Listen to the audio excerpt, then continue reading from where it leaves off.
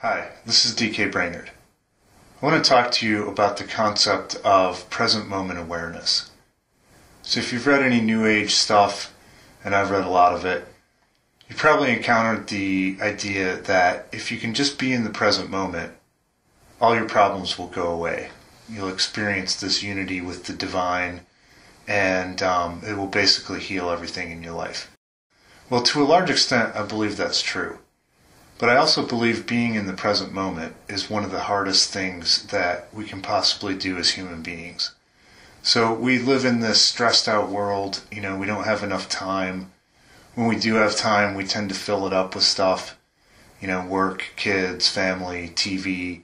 There's a whole industry set up to take our spare time and sort of distract us from what might actually put us in the present moment.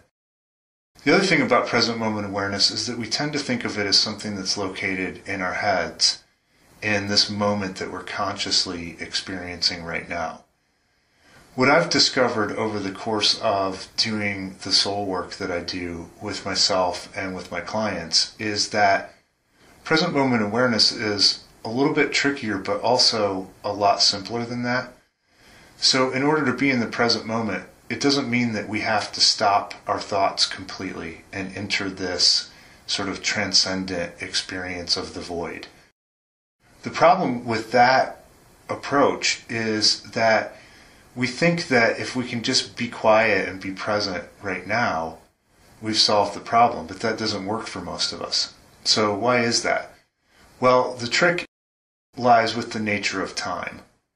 So we think of time as linear. You're born here, you go along this line, you have some events, and then you die over here, and the line stops. But in reality, time is of a totally different nature. It's not linear. Both quantum physics and ancient mysticism seem to indicate that somehow everything happens in the eternal present moment. And I'll talk more about that in the video on time travel. But what this means as far as being in the present moment is that, we tend to think of the conscious mind, which is really a misnomer, the part of ourselves that's aware of what we're thinking, the internal dialogue, as being the actual conscious mind, when in reality it's the subconscious mind that controls about 90 to 95% of what we do think, feel, and experience at any given moment. So what happens to all of us as we go through life is we each come in with a challenge or a set of challenges that we're meant to work through in this lifetime and try to master. And those initial wounds, whether they come from personal experiences, from, passed down through our family, from past life, from the trauma of birth, they act like magnets and they continue attracting wounds and wound energy in that same pattern over and over and over again throughout our lives. So what happens is, in any given present moment, what's actually going on in the mind, even though we're not aware of it, is a reaction to those past experiences of woundedness. So the bad news is we've got, all of us have thousands and thousands of these wound experiences that have been repressed into the subconscious. The good news is there's a way, and it's actually a really easy way, of becoming aware in the present moment of what's actually blocking us from the experience of happiness, love, success, or good health that we want to experience. And that's what the soul work process does, is it enables you to go back in time and to become aware of what happened in the past, what Dr. Hugh Len of Ho'oponopono fame calls the data.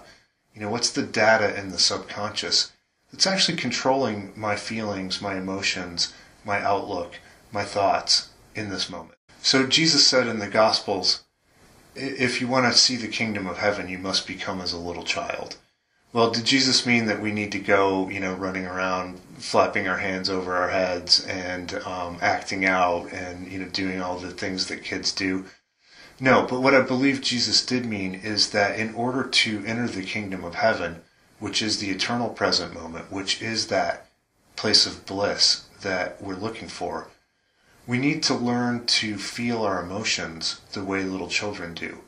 So I had a good example of this morning. My son wanted to watch Thomas the Train, and we were late for school, and we told him, no, you can't watch Thomas. And I mean, it was a tidal wave. It was a tsunami of emotion that came out. And it's really kind of frightening to be around that, when it really kicks up to its peak intensity. But the thing about little kids, my son included, is once they get that emotion out, then they're back to ground zero. They're back to normal. They reset.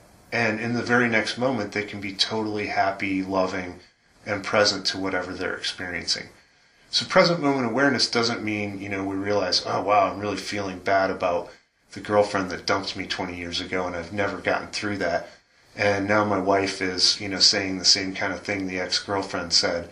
So I'm just going to blast her with all this anger.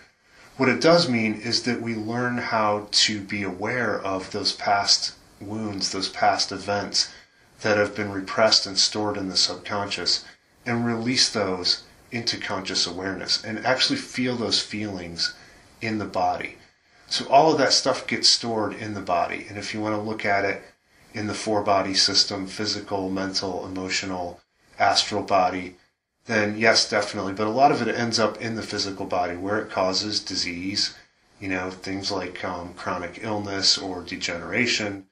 So this soul work is so powerful, and it's really a fairly easy thing to learn how to do. It just takes the commitment and the desire to actually do it. And you may be thinking, well, why would I want to go back and re-experience those things that were so hurtful in the past? And the answer is that's the only way to be in the present moment. It's there. Just because we pretend it's not there, or we hope that it won't affect us too much this time, doesn't mean that it goes away. And so what real present moment awareness involves is the willingness to feel whatever we're feeling in our body, in our emotions, at any given moment. And by the way, the great news about this is you don't have to go back and re-experience every single one of the thousands and thousands of negative emotional events that you've experienced in your life. I'll talk more about this in another video, about how these soul wounds tend to function like nodes in a network or like beads on a chain.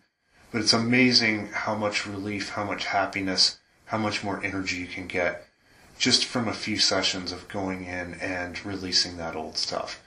So that's my hope for you, my hope for all of us, that we can really learn to be in the present moment, and that in so doing we can heal our lives and heal our world.